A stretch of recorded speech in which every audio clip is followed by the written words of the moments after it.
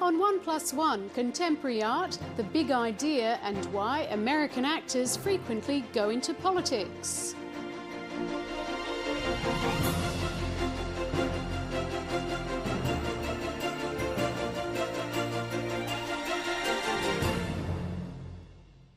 Welcome to the program. I'm Jane Hutchin.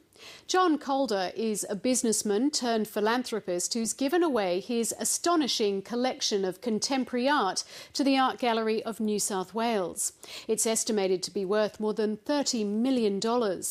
Art has always been John Kaldor's passion, and over the decades he encouraged cutting-edge artists to come to Australia, including Christo and Jean-Claude, who covered the cliffs at Little Bay in Sydney in cloth. John Kaldor is talking with Anne-Maria Nicholson. John Kaldor, thanks for talking to 1+1. Pleasure, Anne-Marie. Now, can you remember when art entered your consciousness, when it first had an impact on your life? Oh, very much so.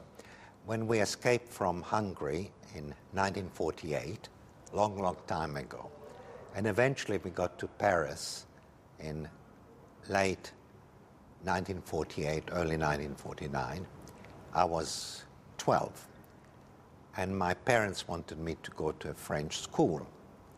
And because I couldn't speak French, they put me with 5-year-olds, which was, I thought, really below my dignity.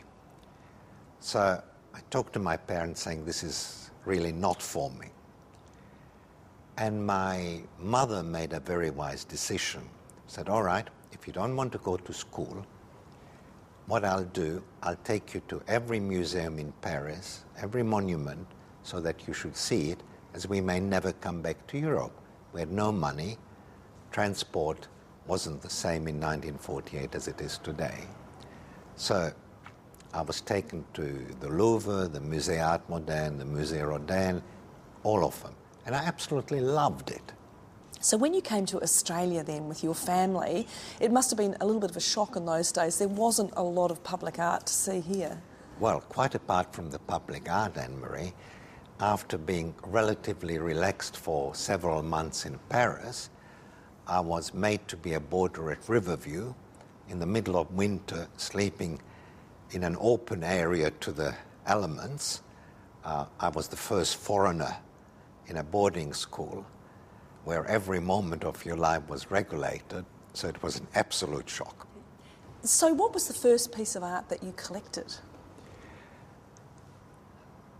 I believe there were little drawings from John Olsen, who is the same generation as I am, and we became friends. Well, you had a very good eye very early on. Well, there weren't that many contemporary artists at that time, and John was one of the best. And I was earning a small salary, so I bought little drawings or paintings of his. I remember going to New York when first pop art came up, and it was just so different, so fresh, so exciting. Now, you sprang into the public attention in Australia in a very big way in the 60s when you brought Christo here and all of the covering of the rocks at Little Bay. No one had seen anything like that. Originally, I wanted Christo and his wife Jean-Claude, who worked together, to come to Australia to have an exhibition and give lectures. And Christo said, no, I don't want to lecture. I want you to find me a coastline to rep, which in those days, in 1968, were all in the hands of army, navy, or government. I had hair almost as long as yours is today.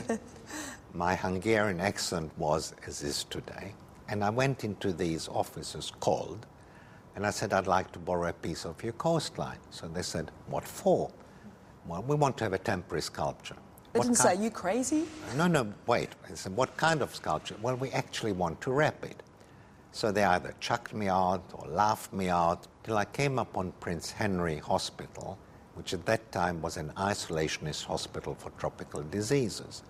And the head of it, Dr. Clancy, thought, crazy idea, but if you cover it with insurance, if we can charge an admission to the grounds, which will go to the hospital, we'll give you permission. And it really changed, I think, people's perception of what art was, because it wasn't a painting on a wall. It was an idea, a concept, a different way of looking at the world. And what do you think that that did for the general population? I think it brought them face to face, as you say, with another form of art, with another way of seeing things, with the possibilities of what contemporary art can be.